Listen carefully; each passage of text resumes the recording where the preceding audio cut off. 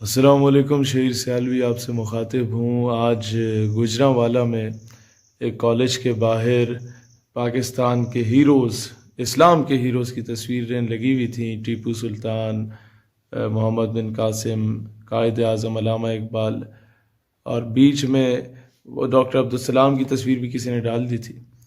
تو ہمارے نوجوان گئے، ان کے پرنسپل کو بتایا کہ یار ڈاکٹر عبدالسلام کی حقیقت کیا ہے، تو پرنسپل نے کہا بالکل ٹھیک ہے، آپ ہٹا سکتے ہیں۔ تو ہمارے نوجوانوں نے جا کے اس کے منہ پہ کالک مل دی ہے ڈاکٹر عبدالسلام کی تصویر پہ، جس پہ سوشل میڈیا پہ سارے لوگ جو کچھ اس طرح کے ہیں بیچارے جن کو پتہ نہیں ہے، ان کا قصور نہیں ہے، جو کہتے ہیں کہ یار اس کی تصویر کے ساتھ ایسا کیوں کیا گیا، آپ لوگ تو ایکسٹریمسٹ ہیں۔ میرے بھائی، ہم لوگ ایکسٹریمسٹ نہیں ہیں۔ میں آپ کو تھوڑا سا بتا دوں کہ ایکسٹریمسٹ ہے کون، پاکستان سے بے وفائی کس نے کی۔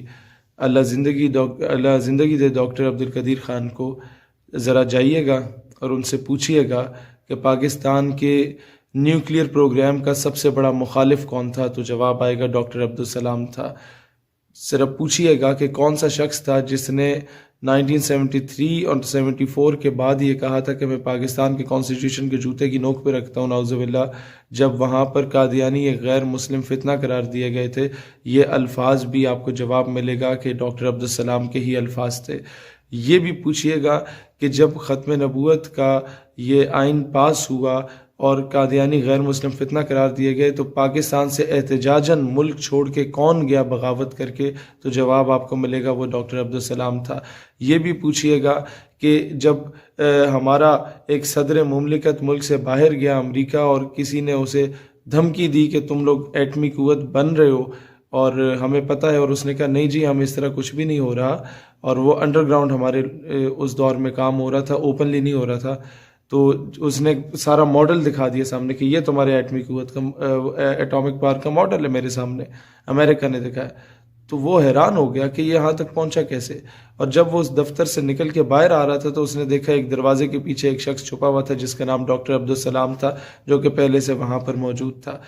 لہٰذا کوئی بھی بات کرنے سے پہلے سوچا کریں۔ ہم نے بھی اسکول سے پڑھا، پھر کالج سے پڑھا، پھر یونیورسٹی سے پڑھا۔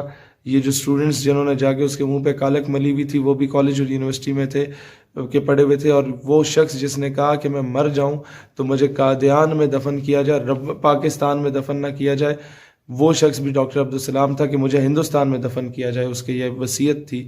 اور آپ سمجھتے ہیں کہ یہ پاکستان کا ہیرو ہے۔ آپ کی حیرت ہے مجھے آپ لوگوں پہ۔ خیر، انڈیا نے ایکسیپٹ نہیں کیا اور وہ پتہ نہیں کہاں جا کے دفن ہوا، اور اس پاک زمین کو اس نے ناپاک کیا۔ لیکن اوورآل یہ دیکھا جائے کہ ہم محب وطن پاکستانی ہیں، اور پاکستان کے خلاف سازش کرنے والا کوئی بھی شخص ہمیں تو کبھی منظور نہیں ہے، اور جو کوئی سڑتا ہے ہمیں بہت دل میں ٹھنڈک محسوس ہوتی ہے۔